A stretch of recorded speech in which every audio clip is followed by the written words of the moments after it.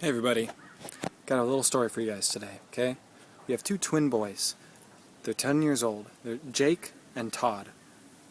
They both live in a beautiful house with their family. They have an older sister, a brand new baby brother, and two parents, a dog and a cat. They sleep in the same room. Both have their own little, one's got a Batman bed and the other one's got a Spider-Man bed. I don't know, whatever. I'm making up this story, by the way. One night, while they're sleeping, their house burns down, killing their entire family and ruining their whole house. And by fate, or whatever, their room happened to, I don't know, whatever.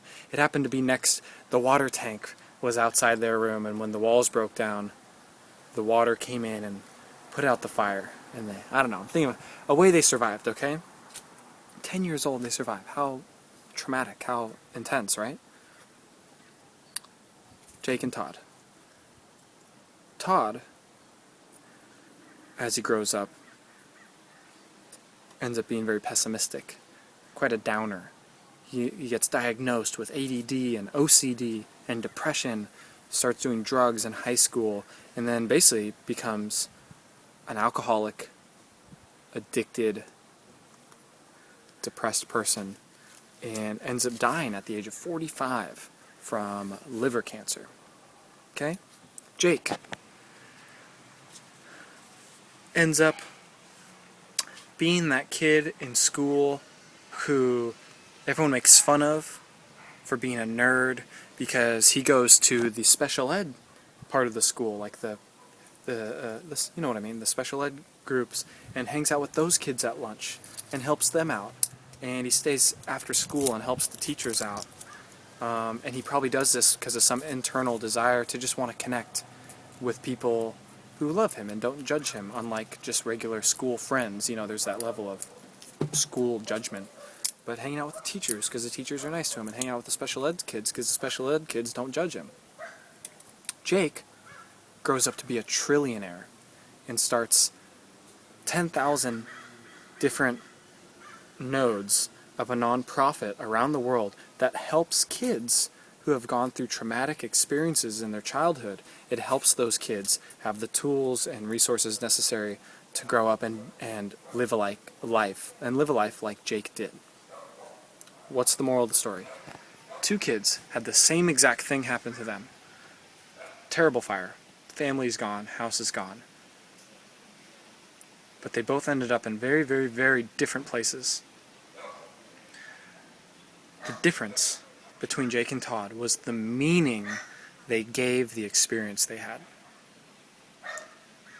Todd gave it the meaning that the world is cruel, and the world is out to get me, and the world is something to escape from because it provides me with experiences I don't like and experiences that take away from me.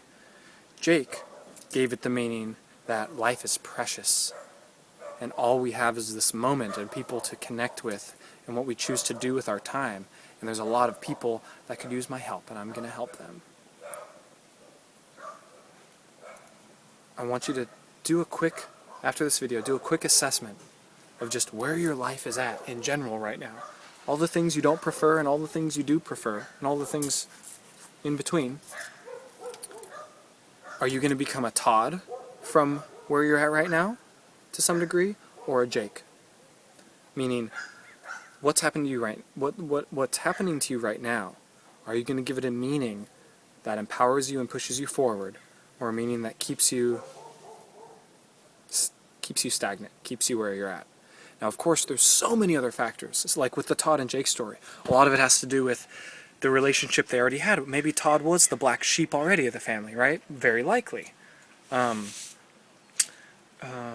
Maybe Jake was introduced to something by one of his you know what I mean? Like, there's so many variables. But regardless, here's the point. Regardless of any variables, the meaning you give the moment is the factor you will be taking into the rest of your life, into the next moment. So practice that.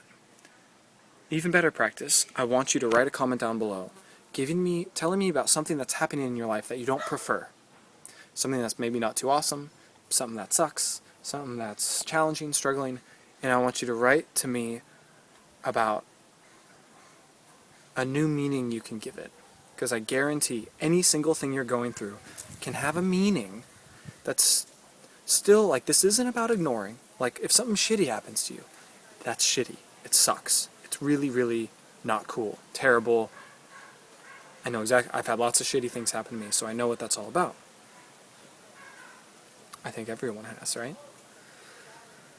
So know that I'm not asking you to put on a happy face and deal with the thing you don't like.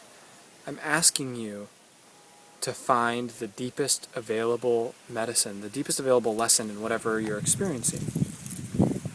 Because you can do that. I just posted something on Facebook. What if the lesson is always love? What if every single moment of your experience, of your existence, love is showing up, right? Every moment is love showing up. In every moment, where and how are you showing up to meet love where it's at? Are you meeting it there? You don't have to all the time. It's, it takes practice. Just like if you want to get good at anything, it takes practice. People seem to forget that, like, with all this spiritual stuff, all the other stuff doesn't apply. It's like, if you want to get good at anything, it takes practice. That includes meditation, or qigong, or not thinking so shitty about myself, or eating a salad instead of bread and butter, or, you know what I mean? It takes practice. So get over it. Forgive yourself, chill out, relax, and just keep practicing. And know that no matter what ever happens to you, what actually happens to you is the meaning you choose to give what happened. I love you with all my heart. Thanks for being here with me. Bye-bye.